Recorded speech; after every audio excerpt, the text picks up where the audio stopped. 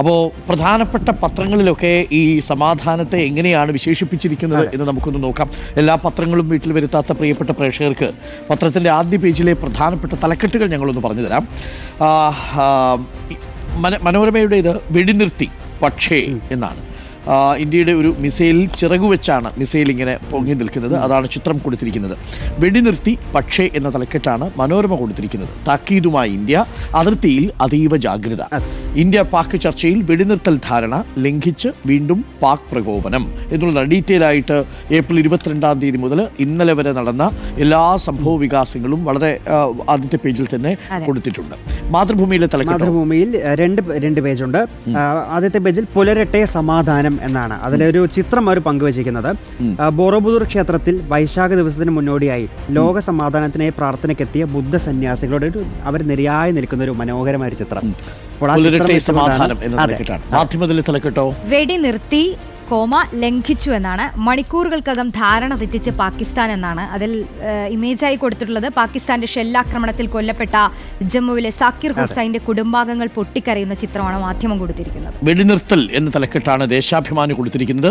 ജമ്മുവിലെ ജനവാസ കേന്ദ്രത്തിൽ പാകിസ്ഥാൻ ആക്രമണത്തിൽ തകർന്ന വാഹനത്തിന്റെ ചിത്രവും ദേശാഭിമാനി ആദ്യ പേജിൽ കൊടുക്കുന്നു. ദ ഹിന്ദുവിലെ തലക്കെട്ട് പീസ് ഡീൽ സ്ട്രക്ക് എന്നാണ്. തീർന്നില്ല, ബട്ട് പാക് വയലേഷൻസ് പെർസിസ്റ്റ്. സമാധാന കരാറുണ്ടാവുന്നു, വെടിനിർത്തൽ കരാറുണ്ടാവുന്നു, എന്നാൽ പാകിസ്ഥാൻ ലംഘനം തുടരുന്നു എന്നുള്ളതാണ് ദ ഹിന്ദുവിൽ ടൈറ്റിലായിട്ട് കൊടുത്തിരിക്കുന്നത്.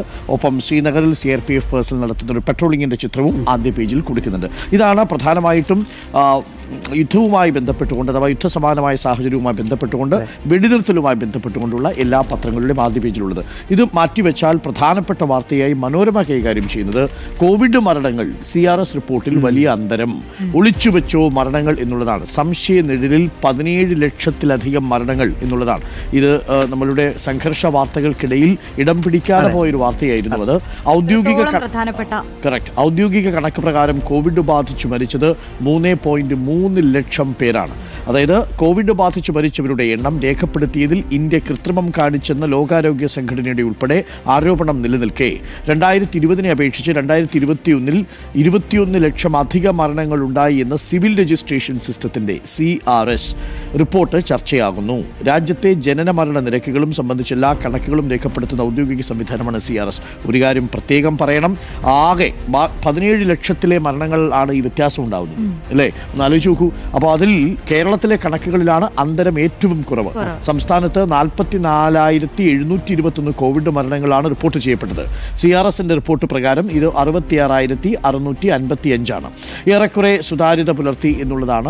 ഏറെക്കുറെ എന്നല്ല, സുതാര്യത പുലർത്തി എന്നുള്ളത് എന്ന് നമ്മൾ പറയേണ്ടി വരും.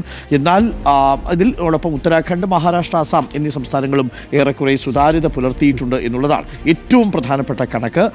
മരണങ്ങളിലെ വ്യത്യാസത്തിൽ ഏറ്റവും മുന്നിൽ നിൽക്കുന്നത് ഗുജറാത്താണ് എന്നാണ് CRS പറയുന്നത്. ഗുജറാത്തിൽ നോക്കൂ, 5,809 കോവിഡ് മരണങ്ങൾ ഉണ്ടായി എന്നാണ് സംസ്ഥാനത്തിന്റെ കണക്ക്.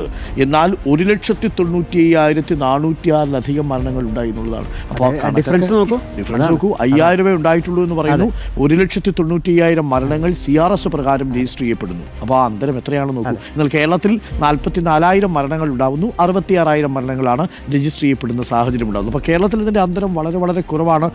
ഓൾമോസ്റ്റ് നിൽ എന്ന നിലയിലാണ് നിൽക്കുന്നത്. ഇതാണ് CRSന്റെ റിപ്പോർട്ടിൽ വലിയ അന്തരം എന്ന വാർത്ത മനോരമ റിപ്പോർട്ട് ചെയ്യുന്നുണ്ട്. അപ്പോൾ ഇതടക്കമുള്ള വളരെ പ്രധാനപ്പെട്ട വാർത്തകളുമായി നമ്മൾ പോകുന്നു. മാധ്യമത്തിൽ മനോഹരമായ ഒരു ചിത്രമുണ്ട്, അല്ലേ?